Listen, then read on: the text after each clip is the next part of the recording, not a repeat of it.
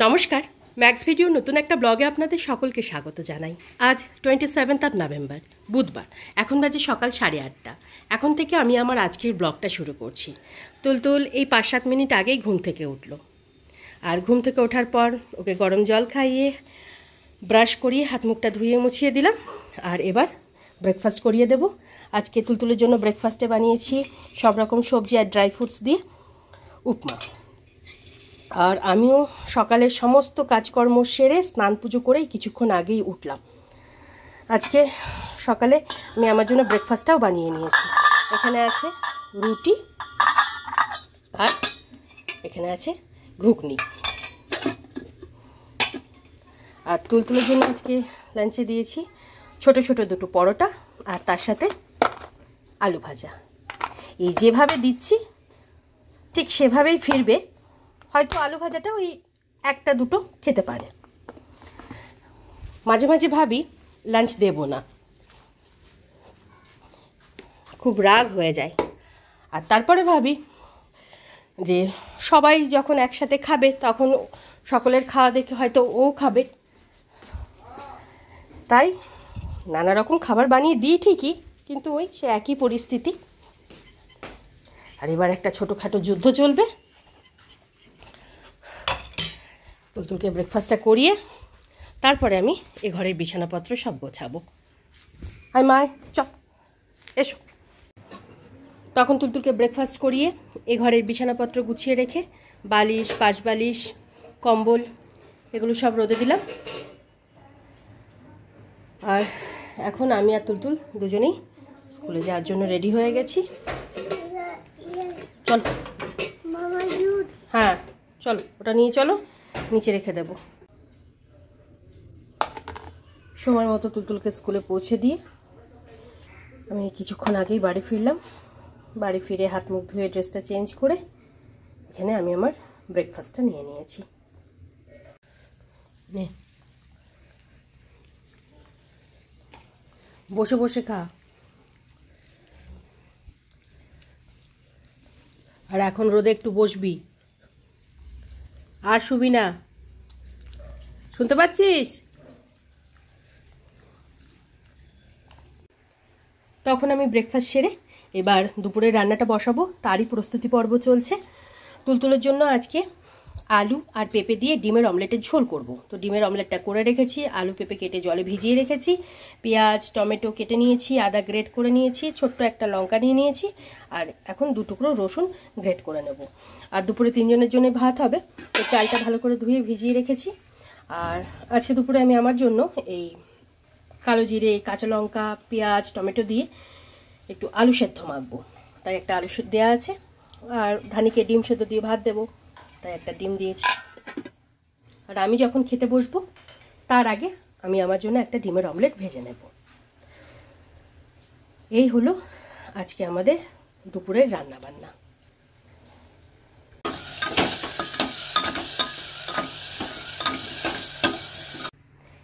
এখন বাজে 11:15। আর এদিকে আমার দুপুরের রান্নাবান্না প্রায় কমপ্লিট। রান্নাবান্না সেরে গ্যাস ওভেন, রান্নাঘর এগুলো সব ধুয়ে মুছে পরিষ্কার করে নিয়েছি। প্রেশার কুকারে আছে তুলতুলের জন্য আলু আর পেঁপে দিয়ে ডিমের অমলেটের ঝোল। আর আলু সেদ্ধ মাখবো বলে আমি ওই কালো জিরে, পেঁয়াজ, শুকনো লঙ্কা, টমেটো এগুলো সব ভেজে আলাদা করে তুলে রেখেছি। কিছুক্ষণ আগেই নিচে থেকে দুধটা এনে দুধটা জাল দিয়ে রাখলাম। তুলতুলের জন্য এদিকে লেবুর রসটা করে রেখেছি।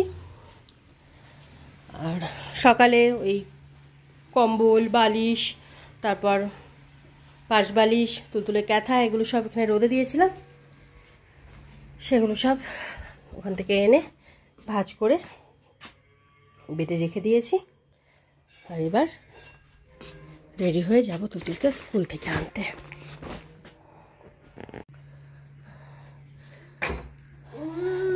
আগে জুতো আর মোজা খোলো মা। হ্যাঁ খোলো। টফি ম্যাম দিয়েছে? ম্যাম দিয়েছেন? ও, থ্যাংক ইউ বলেছিলে? তুই আগে বল লাঞ্চ কেন করিসনি? হ্যাঁ, আমরা এই 10 মিনিট আগে স্কুল থেকে ফিরলাম। ফিরে দুজনেই হাত মুখ ধুয়ে ড্রেসটা চেঞ্জ করে নিয়েছি। আর সকালেই বলছিলাম না যে যে অবস্থায় লাঞ্চ পাঠাবো ঠিক সেরকম অবস্থায় ফিরে আসবে বাড়িতে।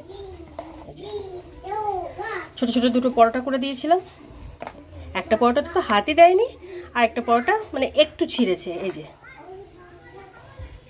আর এই যে আলু ভাজা 2-4টে হয়তো খেয়েছে, আর বাদ বাকি যেমন দিয়েছিলাম ঠিক সেরকমই ফিরে এসেছে।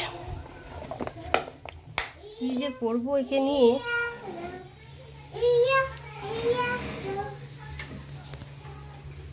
চল লেবু রস খাবি চল। আর তুই লাঞ্চ কেন করিস না বাবা? হ্যাঁ, আলু ভাজা খেয়েছিলি? খেয়েছিস? তুলতুল স্নান ধান করে রেডি হয়ে এখন বসে বসে একটু টিভি দেখছে, আর এদিকে ভাতটা হয়ে গেছে। এখানে আমি আমার জন্য আলু সেদ্ধটা মাখছি, ধানের জন্য ডিমটা ছাড়িয়ে রেখে তারপরে তুলতুলের জন্য খাবারটা বাড়বো।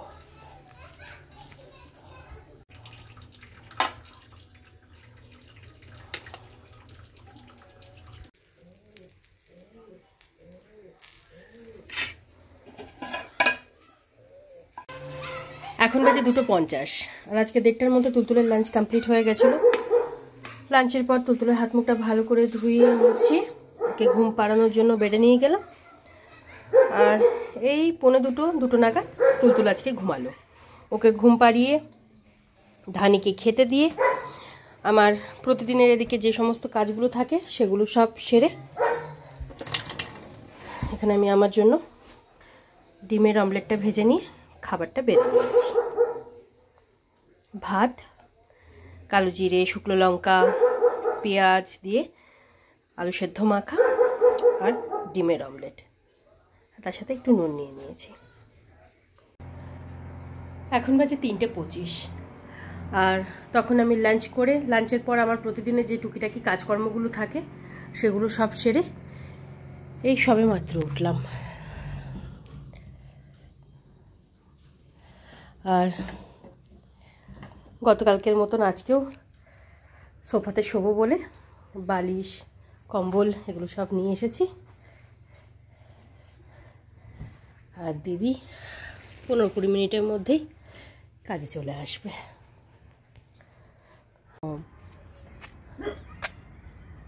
আমাকে সে কবে বলেছে, এবার এক তো আমার মনে থাকে না, আর তারপর ছাদে তো কম আসি না, আসা হয়ই না বলতে গেলে। তো আমি দেখলাম আগপুরে, তুমি থেকে করতে থাকো, আমি তোমাকে কেটে কেটে দিচ্ছি। এই ধানি এদিকে আয়, তোদের জন্য আমি আরো ছাদে আসি না।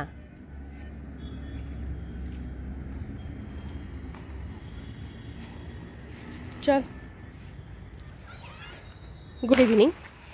এখন বাজে 5:10, আর এখন আমরা ছাদে এসেছি।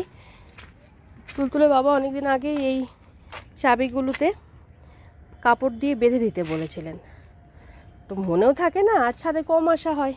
তো আজকে দেখলাম একটু সময় আছে, তাই দিদিকে নিয়ে এসে এই কাজগুলো সারছি। তুলতুল ঘুম থেকে উঠে গেছে, ও সোফায় বসে বসে টিভি দেখছে। তুলতুল আর ধানিকে নিয়ে একসাথে আসা তো এই ছাদে বিশেষ করে অসম্ভব, মানে এসে কাজ করা যাবে না, ওদের দুজনকেই দেখতে হবে তাহলে।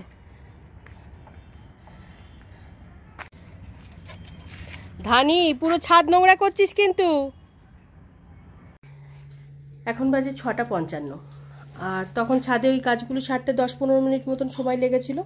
তারপর ঘরে এসে দিদি 2-1টা কাজ বাকি ছিল সেগুলো সেরে তারপর বাড়ি গেল। আর আমি এদিকে তুলতুলকে সোয়েটার, টুপি, মোজা এগুলো সব পরিয়ে বিকেলে আমার প্রতিদিনের যে কাজগুলো থাকে সেগুলো সব সারলাম। তুলতুলকে দুধ গরম করে খাইয়ে দিলাম। তারপর আমি হাত মুখ ধুয়ে সন্ধ্যা টন্ডা দিয়ে কিছুক্ষণ আগেই উঠলাম। তবে আজকে বিকেলে ওর চুলটা বেঁধে দিয়ে নি, এখন চুলটা বেঁধে দেবো। হ্যাঁ বাবা, চলো চুল বেঁধে নাও। চলো চলো। হ্যাঁ দাঁতে পোকা সে তো আমি জানি, কিন্তু তাও তো তুই টপি খাস, শুনিস আমার কথা। হ্যাঁ হ্যাঁ, চলো এসো মা, চুলটা বেঁধে দি বাবা। হ্যাঁ, তো কিবোর্ড তুলে রাখবো, আর বাজাবি না তো? হ্যাঁ কি? হ্যাঁ, বার্ড বার্ড। টাইগার বলছি, কিবোর্ড তুলে রাখবো?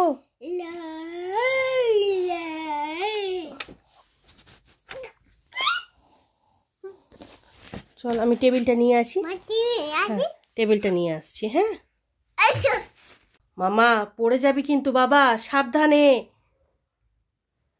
দেখেছো, যদি স্লিপ কাটে তাহলে একদম ধপাস হয়ে যাবে কিন্তু, বলে দিলাম। এখন কথা শুনছো না তো? নামো মা, নামো, নেমে যাও বাবা আমার। দেখেছো, নামো মা, নামো মা।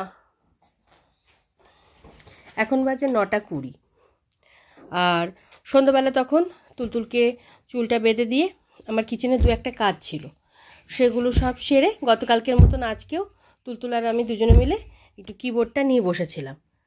কিবোর্ডটা একটু প্র্যাকটিস করতে না করতে মুড হলো পড়াশোনা করবে। যাই হোক, ব্যাগটা পেরে দিলাম, ব্যাগ থেকে বই খাতাগুলো সব বের করে এতক্ষণ পড়াশোনা চললো, তার মাঝখানে আমি একটু এক্সারসাইজ করে নিয়েছি। হ্যাঁ বাবা, হ্যাঁ। আর প্রতিদিন এই বইয়ের সব পৃষ্ঠাগুলো এক একটা করে ছিঁড়ছিস, বল? মারে লেগে যাবে বাবা রে, আস্তে আস্তে, বড় ভয় লাগে আমার, জানিস তো। ও যত আমি বলবো তুই তত করবি, যা খুশি কর।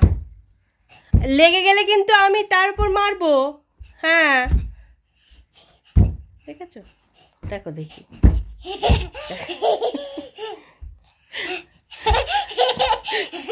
যা খুশি কর, তুই যখন কথা শুনবি না, যা খুশি কর।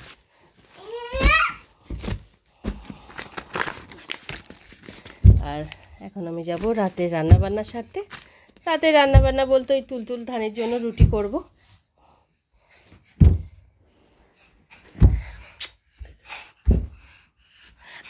এখানে আয়, মাঝখানে আয়, বেডের মাঝখানে আয়, এসে লাপা ঝাপা যা খুশি কর। পড়ে যাবে বাবা, পড়ে যাবে মা আমার। তখন তুলতুলের স্কুলের ব্যাগপত্র সব গুছিয়ে রেখে আমি আসলাম রাতের রান্নাবান্না সারতে। রাতের রান্নাবান্না বলতে তুলতুল আর ধানির জন্য রুটি করেছি। তুলতুলের রুটিটা গরম জলে ভিজিয়ে রেখেছি, আর এখানে ধানিকে খেতে দিয়ে দিয়েছি। দিদি এসেছে?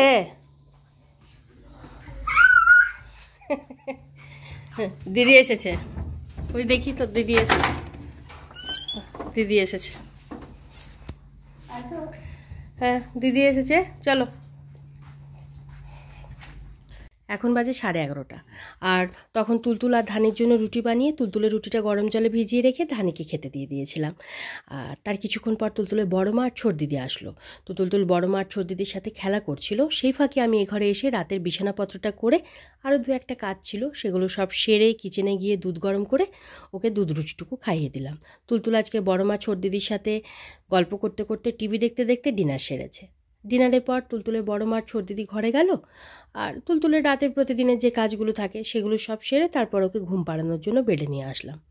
তবে তুলতুল আজকে এখনও পর্যন্ত ঘুমায়নি, এতক্ষণ দুষ্টুমি করছিল, এবার আস্তে আস্তে ঘুমটা আসছে। এখানে শুয়েছিল, সরতে সরতে সরতে সরতে কোথায় গিয়ে শুয়েছে। আর আজকে অনেক দিন পর আমি ছাদে গেলাম। তুলতুলের বাবা 20-25 দিন আগে আমাকে বলেছিলেন ওই পাইপে, মানে জলের পাইপের যে চাবিগুলো আছে সেই চাবিগুলোতে কোনো কাপড় দিয়ে বেঁধে দিতে, কারণ চাবিগুলো ওরকম খোলা থাকে, খোলা থাকলে কি হয়, এই রোদ বৃষ্টি এমনি জল এগুলো পড়ে পড়ে চাবিগুলো খারাপ হয়ে যায়। তখন দেখা যায় চাবি ধরতে না ধরতে ভেঙে যাচ্ছে, না হলে খুলে যাচ্ছে। তাই উনি বলেছিলেন সময় সুযোগ করে বেঁধে দিতে, কিন্তু ওই যে এক তো আমি সময় পাই না, তারপরে আবার মনে থাকে না। আজকে যখন আমি লাঞ্চ সেরে, লাঞ্চের পর যা আমার কাজ থাকে সেগুলো সব সেরে আমি সোফাতে শুতে যাব, ঠিক সেই সময় আমার মনে পড়লো যে এই কাজটা করতে হবে। তখন আমি ভাবলাম একবার যে আমি যাই ছাদে গিয়ে একা করে আসি। তারপর আবার দেখলাম যে তুলতুল ঘরে একা শুয়ে আছে। আমি যদি চলে যাই ছাদে আর ও যদি হট করে ঘুম থেকে উঠে যায়, আমাকে দেখতে না পায়, তাহলে কান্নাকাটি শুরু করে দেবে। আর যেহেতু একদম ওপরের ছাদে আমি থাকবো, ও কান্নাকাটি করলেও আমি শুনতে পাবো না। আর ওই পাইপের যে চাবিগুলো বোধহয় 15-16টা মতন চাবি আছে, সেগুলোতে কাপড় কেটে বাঁধতে ভালো সময় লাগবে, আধ ঘন্টা মতন সময় লেগেই যাবে। তাই ভাবলাম যে দিদি আসুক তারপরে যাব। তো দিদি যখন আসলো তখন তুলতুলও ঘুম থেকে উঠে গেছিলো। ওকে টিভিটা চালিয়ে দিয়ে তারপর আমি আর দিদি গেলাম, গিয়ে 10-15 মিনিটের মধ্যে কাজটা সেরে চলে আসলাম। অতগুলো চাবি, সেগুলো চাবিগুলোতে কাপড় দিয়ে বাঁধা, একা করতে গেলে তো সময় লাগতোই একটু। দিদি ছিল বলে আজকে ওই 10-15 মিনিটের মধ্যে হয়ে গেছে। এরকম অনেক মানে ছোটোখাটো কাজ আছে যেগুলো মনে পড়ে না, তারপরে হঠাৎ হঠাৎ মনে পড়ে, তখন দেখা যায় যা হওয়া সে হয়ে গেছে। যাই হোক, আজকে তো এই জরুরি কাজটা সেরে নিয়েছি, এবার দেখতে হবে আরও কী কী কাজ বাকি আছে। এত ভুলো মন হয়েছে আমার। যাই হোক, তুলতুল এই সবে মাত্র ঘুমালো, এবার ওকে ওর বিছানায় শুয়ে দেবো, দিয়ে মশারিটা টাঙাবো। তাই আজকের ব্লগটা আমি এই পর্যন্তই রাখছি। আজকের ব্লগটা আমি এখানেই শেষ করছি। আমার এই ব্লগটা যদি ভালো লেগে থাকে তাহলে আমার এই চ্যানেলটাকে সাবস্ক্রাইব করে দেওয়ার জন্য বিশেষভাবে অনুরোধ রইল, সাথে লাইক আর শেয়ার করে দেওয়ার জন্য অনুরোধ রইল। সবাই ভালো থাকবেন। Bye and good night.